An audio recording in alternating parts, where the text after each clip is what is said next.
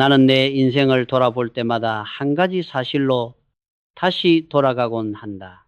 거대한 공장도, 굉장한 기술도, 훗날 세계의 흐름을 바꾼 반도체 투자도 그 모든 시작은 놀랄 만큼 단순한 한 문장에서 출발했다. 모릅니다. 가르쳐 주십시오. 사람들은 종종 나에게 묻는다. 초창기 삼성 상해 시절 무엇이 당신을 살렸습니까? 그때마다 나는 머뭇거리지 않고 대답한다. 솔직함이었다. 부족함을 숨기지 않고 드러낸 그 투명한 마음 하나. 1938년 대구시장 한복판에 자리 잡았던 작은 가게, 그곳이 나의 첫 무대였다. 장사는 서툴렀고 세상 이치는 더더욱 몰랐다.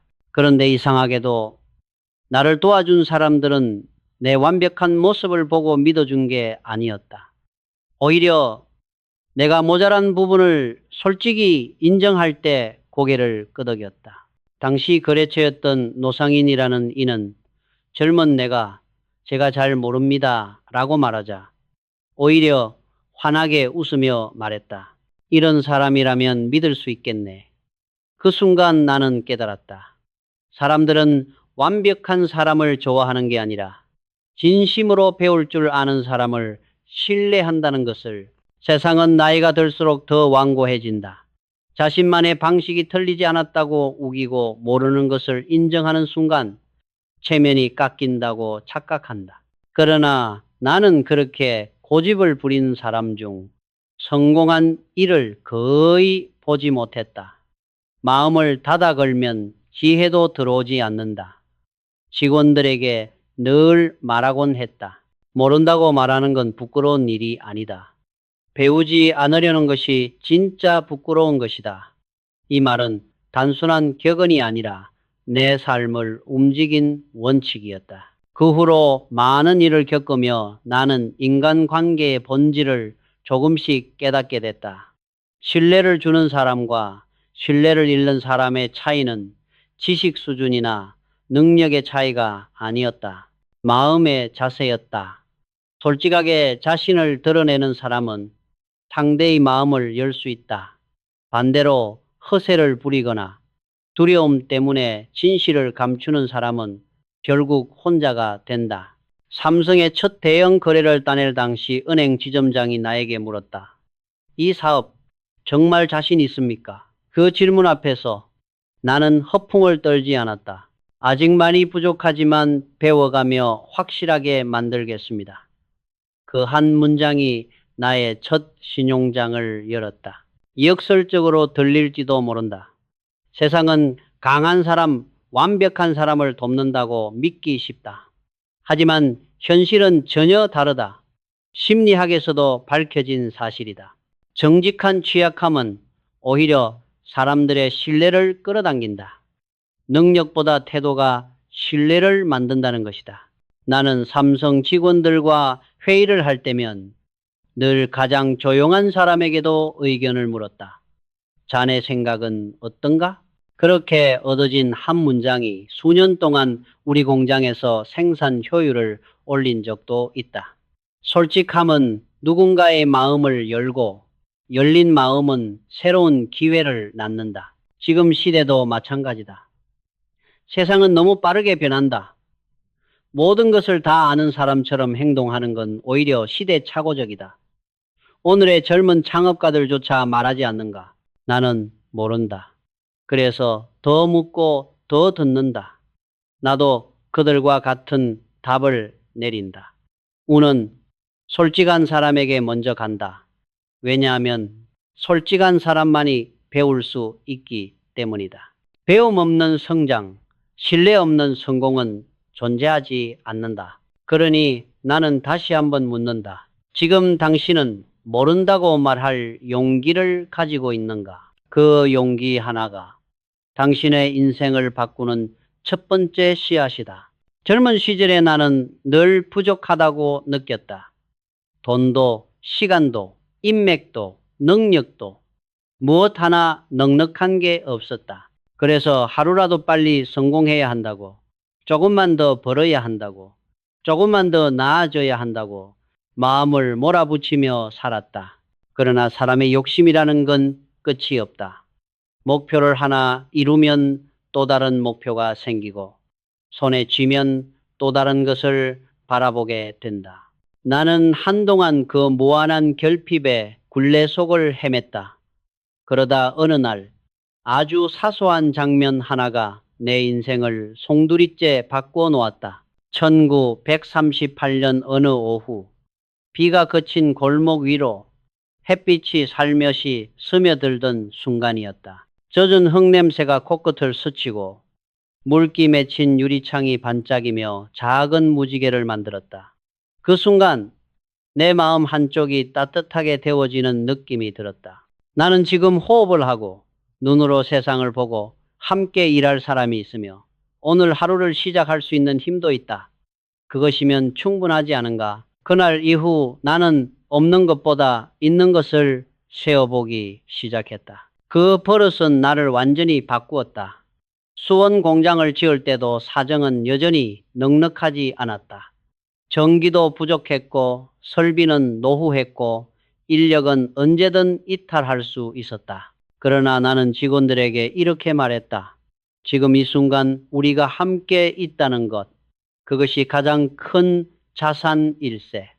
그러자 어느 젊은 직원이 조용히 대답했다. 사장님, 여긴 돈은 없지만 마음은 부자입니다. 그 순간 나는 깨달았다. 풍요란 돈의 액수가 아니라 마음의 상태라는 것을. 어느 날 공장 기숙사 근처를 걷다가 창문 사이로 직원들이 김치 한 가지 반찬을 앞에 두고도 즐겁게 웃으며 밥을 먹는 모습을 보았다. 그들의 웃음은 소박했지만 진심이었다. 그때 나는 가만히 서서 생각했다. 이 시간이 바로 풍요의 한가운데구나. 사람들은 잘 보지 못한다. 없는 것만 바라보면 가진 것들이 흐릿해진다. 그러나 보는 대상을 바꾸면 인생이 완전히 달라진다. 그 무렵부터 나는 감사 노트를 쓰기 시작했다. 오늘 잘된 일 하나, 고마운 사람 하나, 미소 지었던 순간 하나. 너무 사소해 보였지만 그 작은 기록들이 내 마음을 매일 조금씩 단단하게 만들었다. 그리고 이상하게도 감사를 시작한 뒤부터 기회가 하나둘 찾아왔다. 사람들은 내 일을 돕기 시작했고 아이디어가 샘솟았고 작은 일들이 술술 풀렸다. 나는 나중에서야 그 이유를 알았다. 감사는 마음을 풍요하게 만들고 풍요한 마음은 세상을 보는 눈을 넓힌다. 뇌과학에서도 이미 밝혀진 사실이다. 꾸준한 감사 습관은 전전두엽을 활성화시키고 스트레스를 줄이며 판단력을 높인다. 마음이 맑아지면 현상을 더 정확히 보고 사람을 더 깊게 이해하며 기회를 더 빨리 포착한다. 다시 말해, 감사는 단순한 미덕이 아니라 현실을 바꾸는 기술이다. 나는 청년 시절 서울 출장길에 자주 들르던 작은 국밥집을 지금도 잊지 못한다. 늦은 밤 주인 할머니가 국밥을 내오며 말했다. 따뜻한 밥이 있다는 게 제일 고마운 거예요. 그 말 한마디가 나를 깊이 울렸다. 부족한 시대를 살아온 우리는 너무 자주 잊는다. 행복은 많아서 오는 것이 아니라 있어도 모른 채 지나칠 때 사라지는 것이다. 미국의 연구에도 비슷한 결과가 있다. 감사일기를 한 달간 쓴 사람들은 그렇지 않은 사람들보다 삶의 만족도가 약 25% 높아졌다고 한다. 작은 감사가 하루를 바꾸고 그 하루가 쌓여 결국 인생이 바뀌는 것이다. 일본 북유럽의 고성장 기업들이 꾸준히 감사의 문화를 강조하는 것도 같은 이유다. 그러니 나는 오늘 당신에게도 묻고 싶다. 지금 당신은 무엇을 보고 있는가? 부족한 것인가? 아니면 이미 가진 것인가? 돈이 많아야 풍요로운 사람이 아니다. 감사할 줄 아는 사람이 진짜 부자다. 사업을 하다 보면 왜인지 모든 것이 한꺼번에 꼬이는 시기가 온다. 공장은 돌아가는데 숫자는 오르지 않고 사람들은 지쳐 떠나고 앞으로 나아가야 하는데 마음은 뒤로 물러나는 듯한 시간들. 1960년대 초 나는 수원 공장을 확장하던 한창 때 그런 순간을 맞았다. 기계는 자주 멈췄고 공정은 흐트러졌으며 마음속 불안은 매일 새벽마다 밀려왔다. 장부를 들여다보며 스스로에게 물었다. 왜 이렇게 일이 풀리지 않는 걸까? 그러던 어느 날 아주 단순한 말이 나를 멈춰 세웠다. 한 노승이 내게 조용히 말했다. 이병철 선생, 마음이 어지러우면 복은 들어오지 않습니다. 그 말은 책에서도 찾을 수 없는, 현장에서만 얻을 수 있는 벼락 같은 깨달음이었다. 그 순간 나는 이해했다. 문제는 숫자가 아니라 마음의 혼란이었다. 내가 흔들리니 판단이 흐려지고, 판단이 흐려지니 회사의 리듬도 무너지고, 리듬이 무너지니 운도 나를 피해간 것이다. 그날 이후 나는 아주 작은 습관을 만들었다. 아침마다 창문을 열고 깊게 3번 숨을 들이마셨다.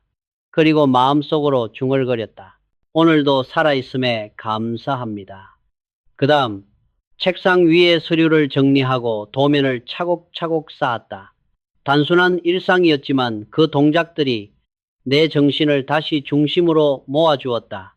마음이 고요해지자 이상하리만큼 문제들이 하나씩 풀렸다. 직원들의 표정이 달리 보였고 회의 중엔 오랫동안 고민하던 기획이 명확하게 윤곽을 드러냈다.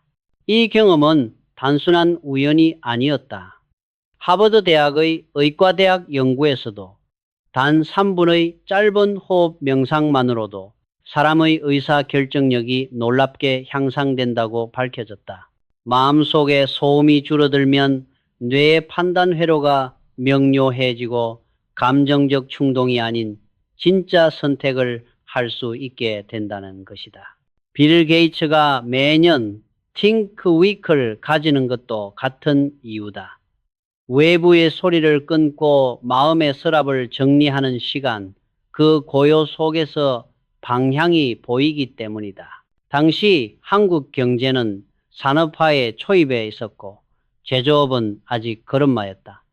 제대로 된 설비도 충분한 자본도 없었다. 그 시대를 지나본 사람만이 안다. 눈앞의 문제는 언제나 산처럼 쌓여 있었고 불확실성은 늘 흘러다니는 안개 같았다. 그런 시대에 마음을 잃으면 사업도 사람도 운도 함께 무너졌다. 그래서 나는 더더욱 마음의 중심을 잃지 않으려 했다. 하루가 흔들릴 때마다 나는 숨을 고르고 책상을 정리하고 차 한 잔으로 마음을 다스렸다. 삼성전자의 첫 제품 방향을 결정할 때도 그랬다. 밤새 회의를 하고도 결론이 나지 않던 어느 날, 나는 잠시 회의실을 나와 공장 뒤편의 작은 벤치에서 앉아 있었다. 차가운 바람이 얼굴을 스쳤고 멀리서 희미하게 기계에 돌아가는 소리가 들렸다. 아무 말도 하지 않았지만 그 3분의 고요함 속에서 마음 한가운데에 있던 복잡한 실타래가 풀어지듯 정리되었다. 지금 우리가 해야 할 건 기술을 따라가는 것이 아니라 기술의 방향을 여는 것이다.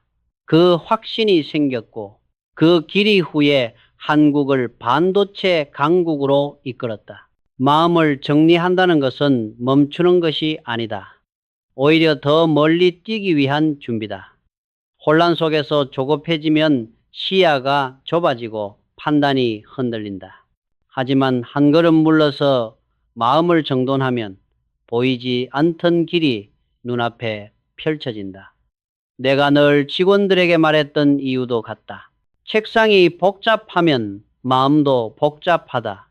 책상을 정리하면 생각도 정리된다. 작은 질서가 마음의 중심을 잡아주는 것이다. 나는 하루 중 몇 번씩 차잔을 손으로 감싸쥐곤 했다. 뜨거운 온기의 결이 손끝에서 마음으로 전해지고 그 짧은 순간 세상의 소음이 잠잠해졌다. 아이디어는 이런 고요 속에서 자란다. 마음이 진정되면 작은 문제는 문제로 보이지 않고 큰 문제도 차분히 다룰 수 있는 힘이 생긴다. 그러니 나는 지금 이 글을 읽고 있는 당신에게도 묻고 싶다. 지금 당신의 마음은 어디에 있는가? 흩어져 있는가? 아니면 모아져 있는가? 마음이 흐리면 운은 스쳐 지나간다. 하지만 마음이 고요하면 복은 스며든다. 오늘 하루 단 1분이라도 숨을 고르고 자신에게 말해보라. 지금 이 순간 살아있다는 것이 복이다. 그 한마디가 당신의 내일을 바꾸기 시작할 것이다. 사업을 오래 하다 보면 결국 한 가지 사실에 도달하게 된다. 운은 우연히 오지 않는다. 하루의 질서, 반복되는 습관, 스스로 세운 규율 위에 조용히 내려앉는 것이다. 나는 젊었을 때 이 원리를 알지 못했다. 그저 닥치는 대로 살았다. 새벽까지 술자리에서 거래 이야기를 하고 다음날 아침 회의에 늦어 허둥지둥 뛰어가곤 했다. 사장이니까 괜찮겠지.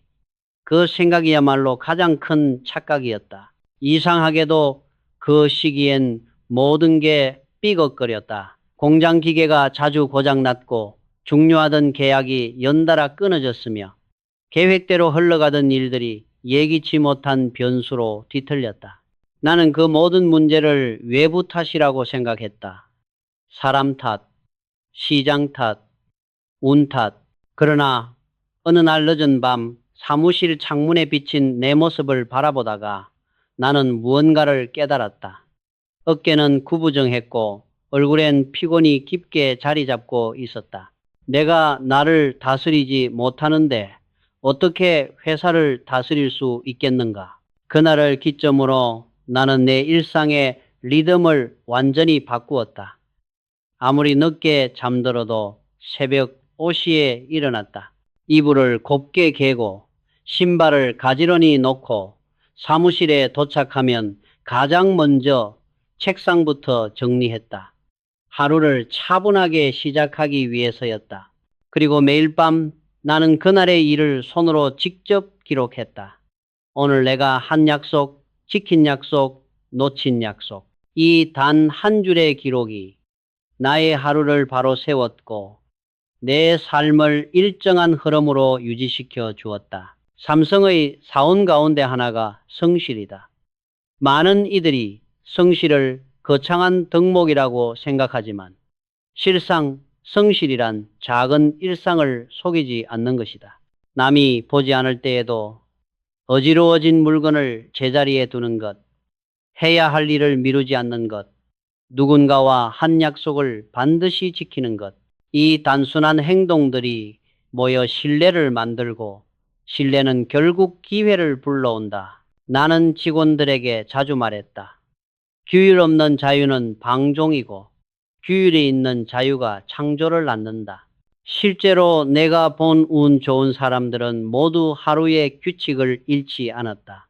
약속 시간을 꼬박 지키고 맡은 일을 끝까지 마무리하며 정돈된 책상에서 하루를 열었다. 반면 운이 없다고 말하는 사람들은 대부분 작은 규율을 쉽게 무너뜨렸다. 늦잠, 미루기, 변명, 이 작은 무질서들이 쌓이면 결국 자신에게 오는 기회를 밀어낸다. 수원 공장을 막 세웠을 때의 이야기다. 공장이 정신없이 돌아가던 어느 시절, 한 젊은 직원이 누가 시키지도 않았는데 매일 같은 시간에 출근해 공장 바닥을 쓸고 기계를 닦고 정리를 하고 있었다. 아무도 주목하지 않는 일이었지만 그 직원의 꾸준함이 공장 전체의 분위기를 바꿨다. 다른 직원들이 자연스럽게 그를 따라 질서를 세우기 시작했고 그 이후 공장 불량률이 눈에 띄게 줄어들었다. 규율 하나가 조직의 운을 바꾼 것이다. 행동경제학에서도 같은 이야기를 한다. 작은 습관이 큰 변화를 만든다는 연구는 이미 셀 수 없이 많다. 아토믹 헤빗에서 말하는 것도 결국 작은 행동이 정체성을 만들고 정체성이 성과를 만든다는 원리다. 당신이 시간을 지키기 시작하면 시간도 당신을 지키게 된다. 당신이 오늘의 질서를 세우면 그 질서가 당신을 내일로 이끈다. 내가 늘 강조한 이유는 단순하다. 운은 기적처럼 떨어지지 않는다. 운은 준비된 사람 위에 머문다. 준비란 화려한 전략이나 거대한 목표가 아니다. 하루의 질서를 세우는 것이다. 마음을 정돈하고 책상을 정리하고 시간을 지키고 약속을 지키는 아주 작은 반복들. 그 작은 반복이 결국 기회를 끌어당긴다. 그러니 나는 묻는다. 당신의 하루는 누가 다스리고 있는가? 스스로인가? 아니면 습관인가? 하루를 다스려라. 그 위에 운이 내려앉는다. 인생의 긴 여정을 돌아보면 결국 모든 시작과 끝은 마음에서 비롯되었다는 사실에 도달한다. 나는 이 사업을 하며 수많은 갈림길을 만났다. 어떤 길은 많은 사람이 반대했고 어떤 길은 아무도 이해하지 못했다. 특히 반도체 사업에 뛰어들던 시절은 그랬다. 모두가 말했다. 모두가 말했다. 그건 망할 사업입니다. 우리나라에서 반도체라니 시기상조입니다.